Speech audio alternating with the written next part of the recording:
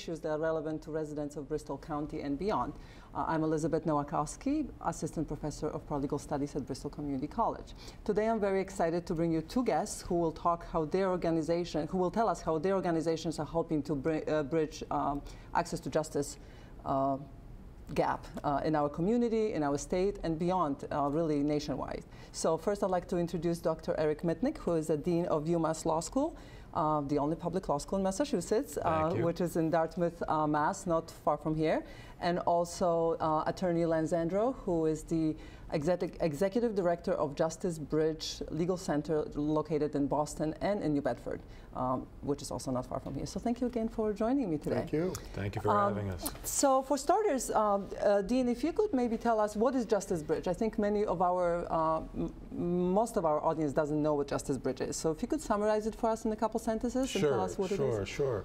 So Justice Bridge refers to the access to justice gap that you mentioned in your introduction. The access to justice gap makes reference to the fact that people can't afford lawyers, that people are going into court unable to afford lawyers. And so the law school at the University of Massachusetts at Dartmouth established Justice Bridge to bridge that gap. It's essentially an organization that incubates new legal practices, new solo practices. Recent graduates from the law school, after they've passed the bar exam, will go into Justice Bridge to start their practices under the mentorship of Len, the director of the program, and also 60 other people from the Commonwealth, judges and former law firm partners who are looking to give back. Right? And so the lawyers will represent modest means clients, people who otherwise would go into court without the benefit of a lawyer. Thank you. So I think the statistics are that around 80%, if not more, especially in family court, 80 if not % of more cases come with clients who do not have representation. Is that right, Len? Is that? It's just phenomenal, Elizabeth, the extent of the gap. These are people who are going through life-changing legal issues and really don't have anyone to help shepherd them through those. I have heard that it is as bad in Fall River, where we are right now, in the housing court, that it's 92%. 92% in housing court. And that includes the landlords as well as the tenants. And we're talking about the roof over someone's head or their primary means of income. So these are huge issues for folks. These are the 2 or 3 times in their lives where they would most like to have a lawyer help guide them. And they don't have access to that. And Len, in Justice Bridge, we have 2 locations. You have Boston and New Bedford. I'm not sure if the issues are similar in both locations, but what are the top 3 or 5 legal issues that clients come to the attorneys with? I mean, you can get as specific as you want. Well, they are the same in both areas, and they're really the same throughout the country. The leading area is family law. And we're talking about the right to see your kids, separations from the family unit, but issues of dividing the marital assets and changed circumstances and responding to that as the kids grow and as their circumstances change. The second area is housing law, which I mentioned earlier. That's literally the roof over people's heads. It's evictions, the condition of their premises, foreclosures from their homes. And then for us, it's probably in equal measures immigration law and consumer law, bankruptcies, employment law, in the immigration context, the right to stay in this country. So these are really profound issues. And they're complex, they're intellectually interesting for our startup attorneys. The only problem is folks don't have a lot of money. And so the key for us in our incubator program is how do we stay within people's limited means, provide something of value and impact for them within their very limited budgets. And so that's what we seek to do. So to make it clear, this is not free legal service. There are some fees involved, but they're below what we can consider a market rate that is currently Exactly. Folks who are entitled to free legal services are ably served by South Coast legal counties down here on the South Coast and other clinics and providers. The law school has a number of law clinics as well. But for folks who fall just above that income eligibility but really can't afford traditional rates, that's the sweet spot of business that our incubator most targets. But frankly, a lot of folks, those staffs are so overworked and the resources are so limited that oftentimes people even below that range, that target, still need to come to us for legal services. And again, if there's some willingness to pay something, because our attorneys are not salaried, otherwise they're dependent on the income from these prospective clients.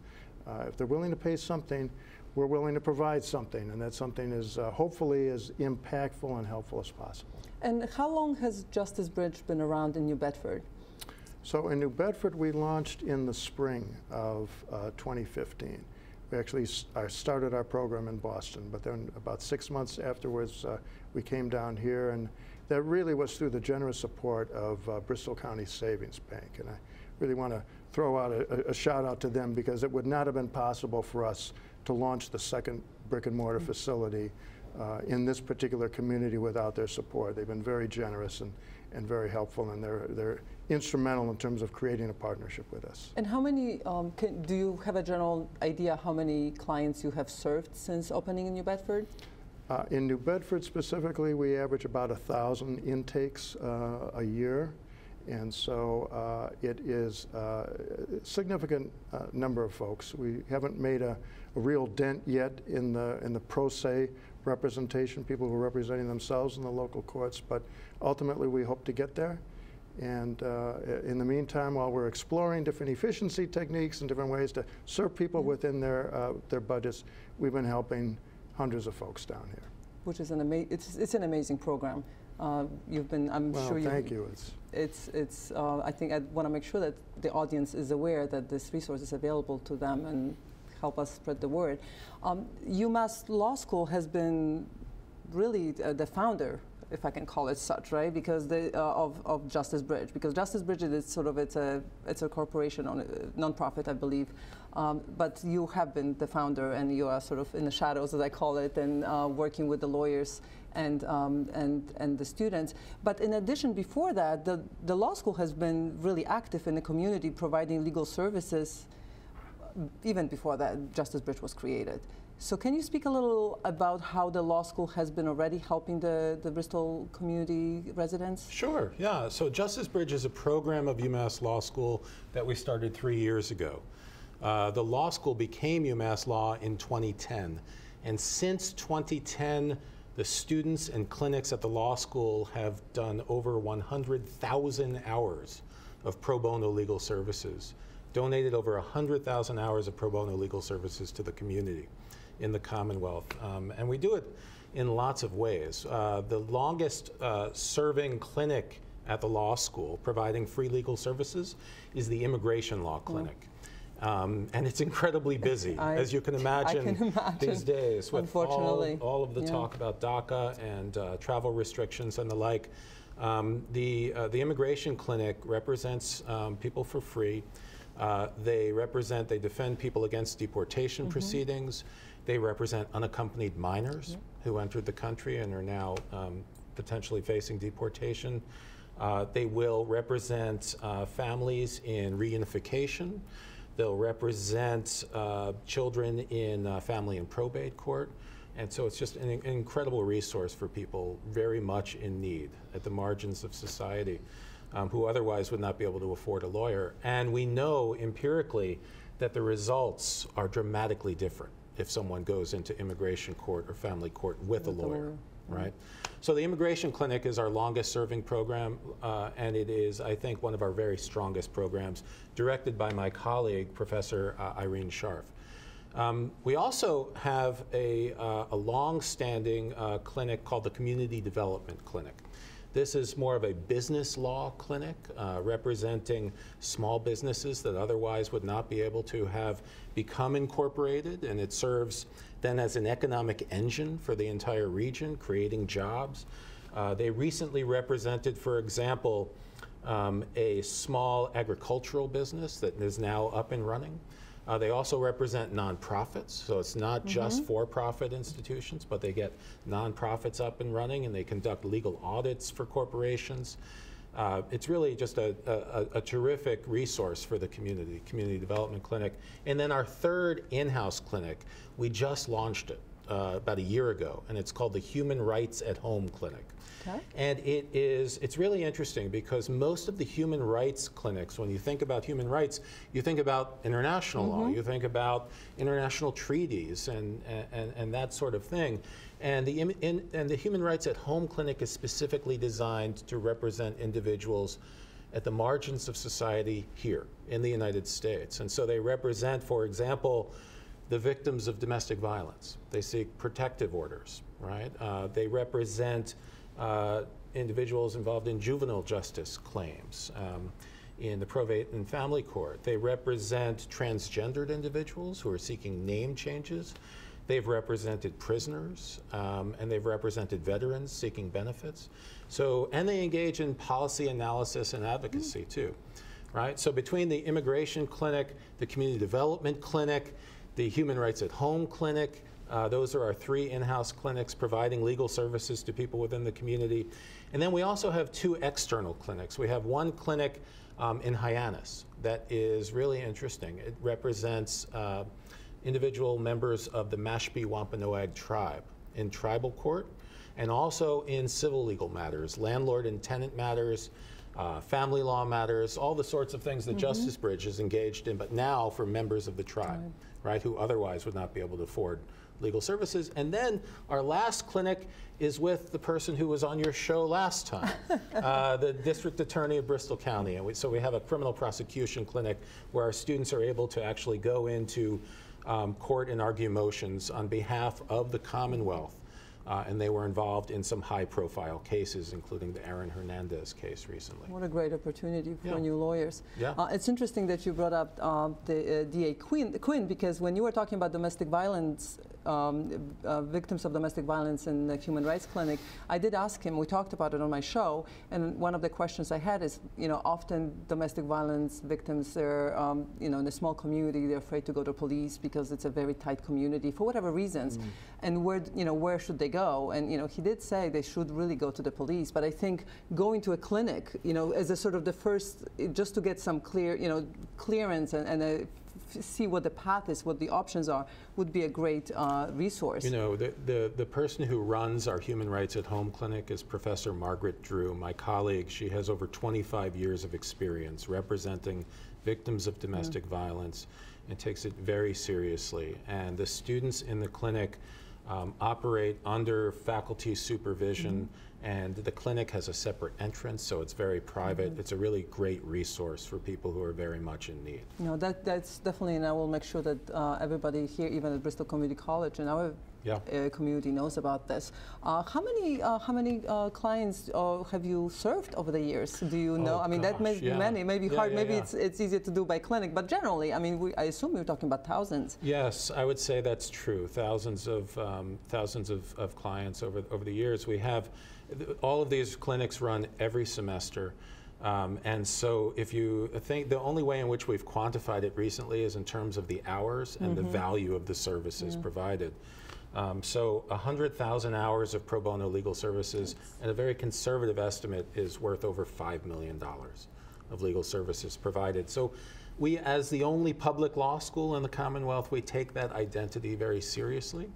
And so the law school is really designed, its mission is to give back to the community in that way. And as a result of that, I'm happy to say that the Massachusetts Bar Association gave UMass Law its Public Service Award for 2017. Congratulations, that was a great achievement. I think it was the first time a law school ever got that award. So, and then our graduates, we were third in the country for the percentage of graduates going into public service work. And can you clarify for our audience what public service work means? Sure, yeah. So it means going into Justice Bridge, representing modest means clients, I think would count as public service. But more generally, it is either public interest or government work, right? So it's going to work for our good friend Tom Quinn at the DA's office, going to work as public defenders, going to work in the State House, working for public interest organizations, legal services organizations, representing people who otherwise wouldn't have lawyers. This is great, and I think the law school, I always say law school is the best kept secret in the area. And another benefit I think many of our viewers may not know about that law school has is its library.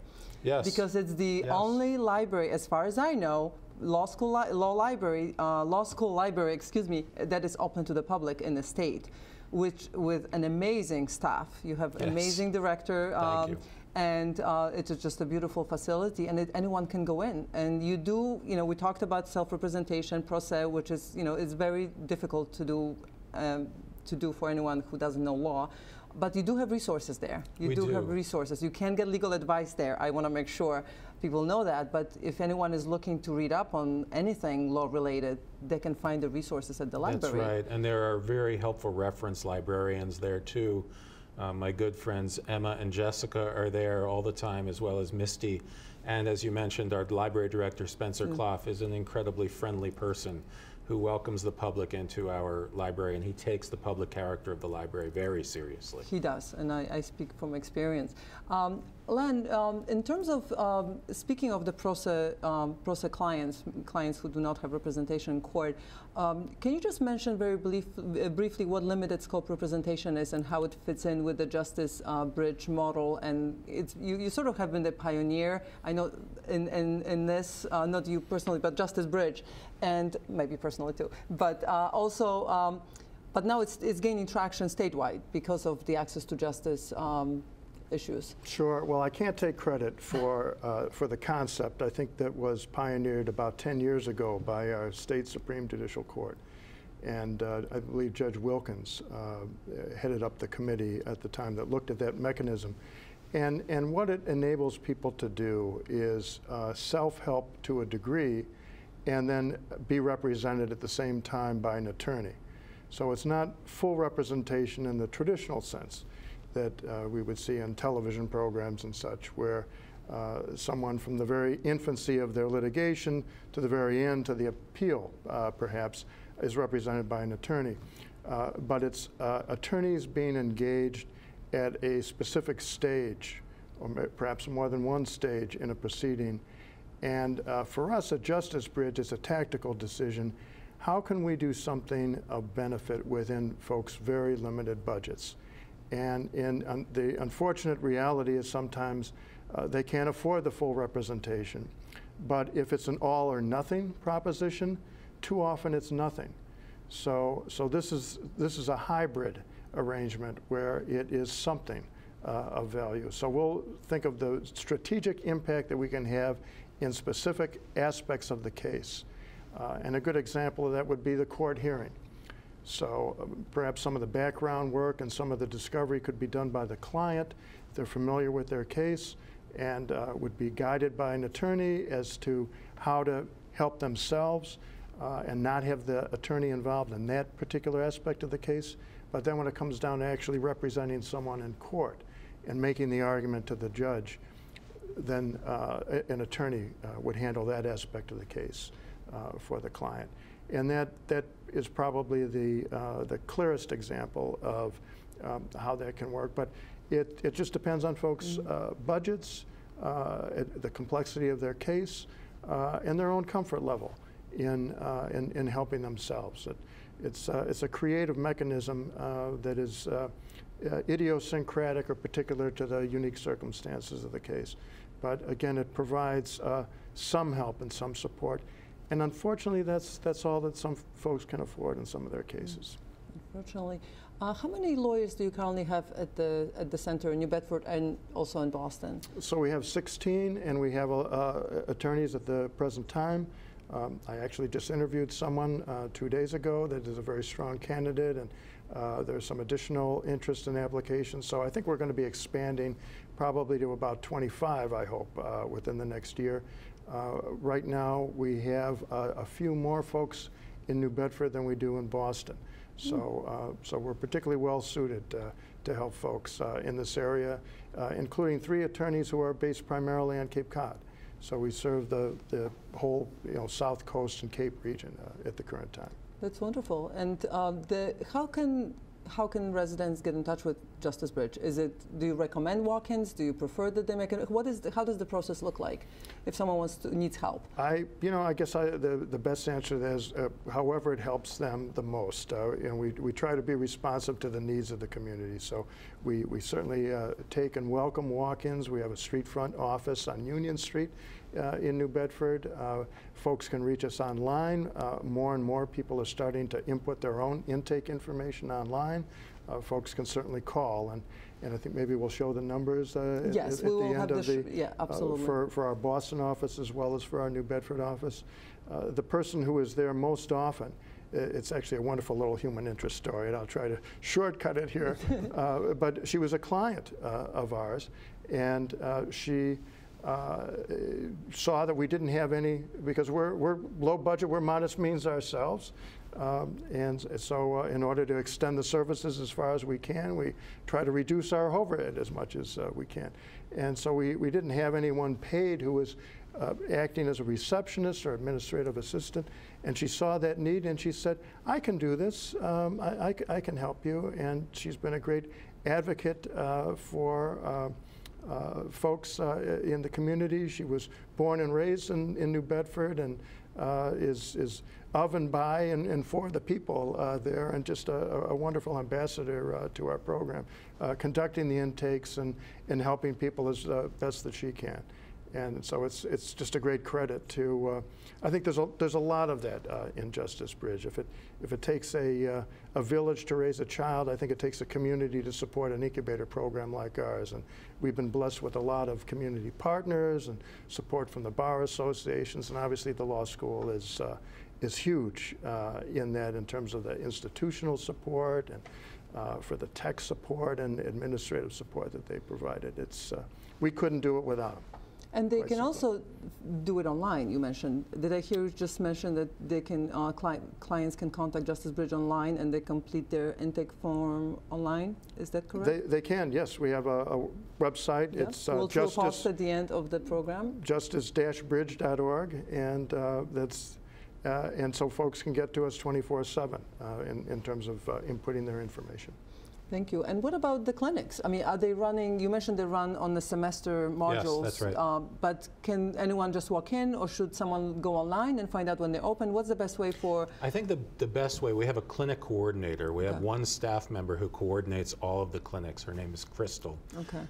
And we can give you the phone number to put up for folks to contact. And I think that's the single best way. To the extent that people have access to the internet, they can also go on the internet, look up the law school, and the clinics, each of the clinics is described on the web page. But to the extent that people don't have access to the internet, a phone call to UMass Dartmouth asking for the law clinic would be enough to get them there. To get them there. Sure. And I know there are numbers on the website as well, so there is a way to get in touch with someone. What else is happening I know both of you are involved in the access to justice at the state level. Is there anything happening? I mean, I know there is a commission that is led by our Chief Justice Ralph Gantz. Ralph Gantz, thank you. Can you speak a little about what's happening? It's not just us here talking about it. There is a movement, if I can call it such, nationwide recognition of the issue. Well, there is indeed. In the incubator context, when we first looked at the business model for launching Justice Bridge, there were 12 incubator programs in the country, and 4 years later, there are now 63. So there's been substantial growth. Wow. Most of these new incubators are access to justice incubators like ours, which is different than the original 12's model.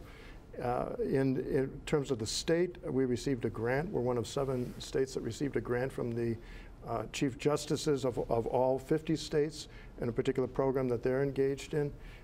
It's called Justice for All, that particular program, and I'm grateful to be a member, actually, of that group.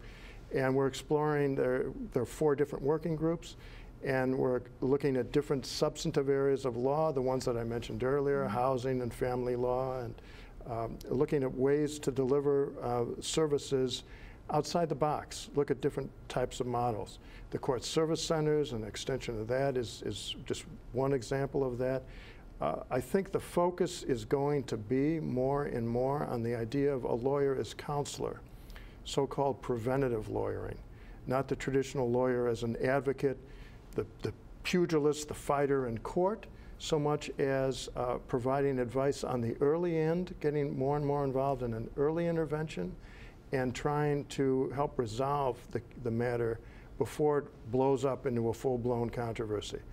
And so the opportunities of doing that, one that I was just in touch with some folks this morning actually, is an early intervention program down here, where in the housing context we look at ways to renegotiate possible tenancies, to preserve them, payment plans, bring in some specialists from the Mass Financial Planners Association to provide some budgeting expertise, bring in some supplemental resources if it's a case of non-payment where there may be an illness or a temporary loss of job, and provide some supplemental assistance, but preserve the tenancy beyond the period where you would normally have an eviction, and renegotiate the terms with a particular structure and with a particular goal of actually saving the landlord money in the long run and the housing authority money in the long run, rather than proceeding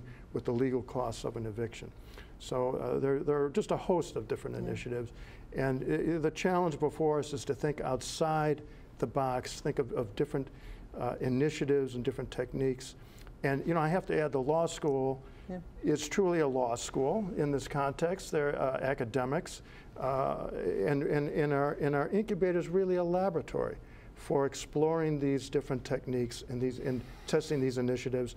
And the law school has been such a wonderful participant in this, recognizing that this isn't like a traditional extension of academia where you have a course plan and a rigid curriculum, and this is the trajectory, and this is the only way we're going to look at this issue. No, there's a entrepreneurial and creative sense and an opportunity for us to continue to explore what these best techniques are for serving people with modest means. And the law school, thank you for tying it, because I was going to ask, how do you see the law school fit into, obviously you got an Access to Justice Award, Public Service Award, so the state is recognizing the wonderful work that you and your colleagues are doing. Yeah. But I think you are part of the solution. I think, it is, access to justice is at the heart of our mission. It's why we exist. It's why we needed a public law school, an affordable law school, a law school from which people will graduate with so much less debt that they'll then be the solution to the access to justice problem. They can afford to be the solution. Exactly. Yeah. They're going to be able to represent the 86% of people that Len was talking about who are going into family court unrepresented by a lawyer, the 92% of people Len was talking about are going into housing court without a lawyer. And I will say, I agree with Len, there is an incredible commitment right from the top of the SJC with Chief Justice Gantz to access to justice. And the big problem is that there just is insufficient funding for legal services. What we're doing with the incubators is for people who are, frankly, these are people in our communities. These are middle-class people. These are firemen and nurses and school teachers. We're not talking about people in poverty. But for people who in poverty, there aren't enough legal services. 2 out of every 3 are turned away from free legal services because there's insufficient funding. So it's a big problem. It's a big problem. Yeah. But you are doing the best you can. And I can't thank you enough, first for being here and sharing your wonderful work with our audience, but also just for doing what you do on a daily basis, because it's one day at a time, one client at a time, and that's hopefully we get the word out, and more passionate students will join your law school come out, and will continue with Justice Bridge and help change the world. Yes. And help the public one at a time. It's a work in process, and I want to make sure I just mention Bristol Community College has been a great partner of ours, and the paralegal certification program, of which you are part. That's one of the ways that paraprofessionals can help clients and work with them within their budgets. And so that's been a key aspect, and we look forward to continuing to work with you in the future in that context. Thank you again for being with me here today, and hopefully I'll have you here in a few months and we can have an update to everything that's been happening, because it's an evolving subject and topic. So thank you again. Thank you, Elizabeth. Thanks so much. Thank you.